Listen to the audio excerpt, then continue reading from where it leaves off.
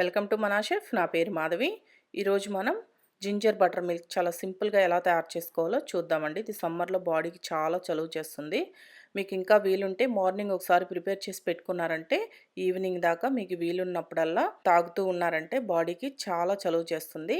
ఇప్పుడు ఈ ginger butter milk ఎలా తయారు చేసుకోవాలో చూద్దాం. ఫస్ట్ ఇలా ఒక జ్యూస్ జార్ తీసుకోండి. దీంట్లో ఒక కప్పు పెరుగు వేసుకుంటున్నాను. దీంట్లో ఒక అంగుళం ముక్క అల్లం ముక్క వేయండి.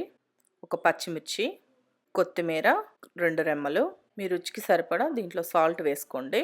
జీలకర్ర వేయించి పొడి చేసి పెట్టుకున్న జీలకర్ర పొడి 1/2 టీ స్పూన్ వేసుకుంటున్నాను. ఒక అరబద్ద నిమ్మబద్ద పిండుకోండి.